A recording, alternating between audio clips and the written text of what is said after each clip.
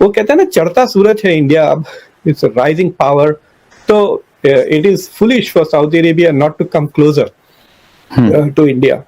एक और बात बताता हूँ आपको, जी जी, इस पे ज्यादा लिखा नहीं जाता कि अगर लेट्स से कि कल सारे इंडियंस छोड़ के चले जाते हैं सऊदी अरब, वो मुल्क कोलैप्स हो जाएगा। Indians manage the entire middle east. आप हर जगह जाके देख लें, कई चीजों में, टेक्नोलॉजिकल चीजें में इंडियन इंजीनियर्स आर वर्किंग। आपको पता है इस बार हज की some of the technical sites are managed by Indian companies. उनके एक बहुत बड़े महाराज है धीरेन्द्र शास्त्री महाराज, और उनका जी दुबई के अंदर बड़ा जो है ग्रैंड वेलकम किया गया। नतीजा ये हुआ है OIC टूट गया है, total split in the OIC। और ये जो कॉन्सेप्ट है उमा का, ये तो खत्म ही हो गया है। ये उमा है ही नहीं, it's not a unified body. अब आप कुछ और सोचें।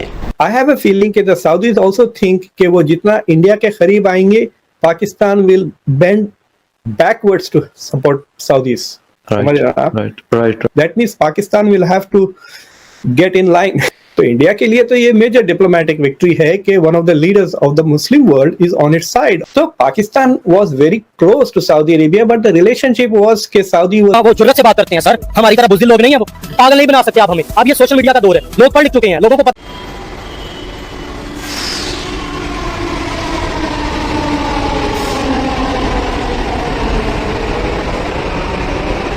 हाँ ना, क्या करेगा? कितने बजे आपके? 18। 4 याद गया, 18 बजे तो फिर कैसे मैनेज करते हैं? बस खुद मैनेज हो जाता है, कोई प्रॉब्लम नहीं है, कोई ऐसा मसला नहीं है। अच्छा, एक वीक को कितना टाइम देते हैं फिर? बस सबको एक ही घर में रहते हैं? जी जी, तो लड़ाई नहीं होती? नहीं, बिल्कुल प्यार मोहब्बत से। पर जिसका दिल निकाल कर इस बच्ची के सीने में डाला गया, उसको तो कोई सवाब नहीं होगा इस मामले में। उसका दिल लगा है कैसे सदमा में इजाफा हो रहा है? जबकि सुलिया में आवाम बाहर फिरेगी तो रेप ही होंगे और क्या होगा? मेरे उलिये में क्या है?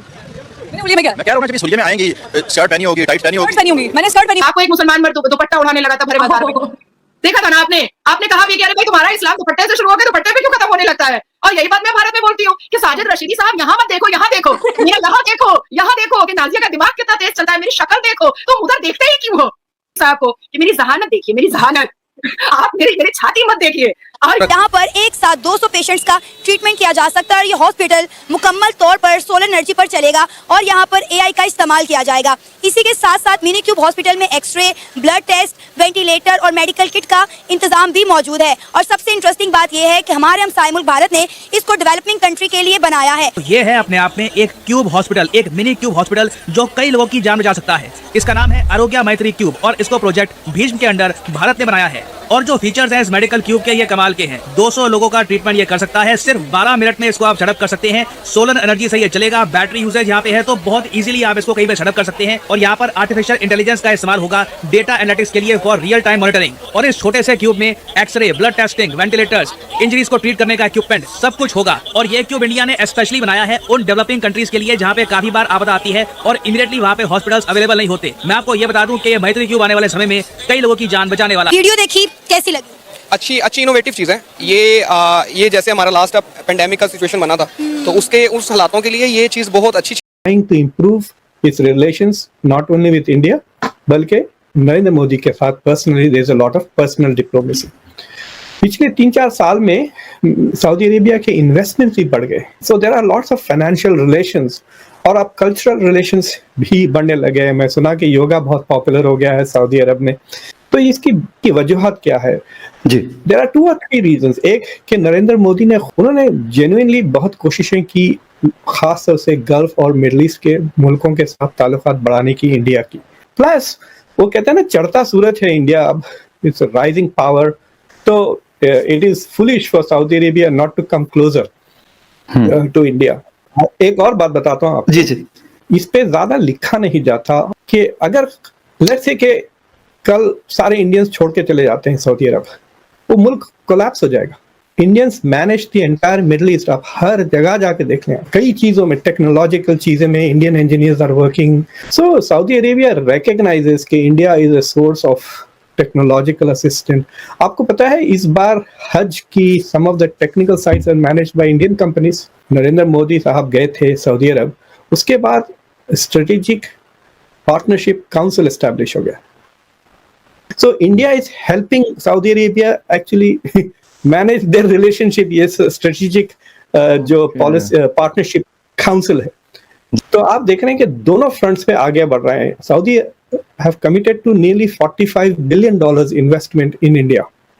और जितना सऊदी इंडिया में इन्वेस्ट करते जाएगा वो उतना यूं कहिए कि हॉस्टेज होते जाएगा, फिर उसके it will not be easy for Saudi Arabia to turn ना।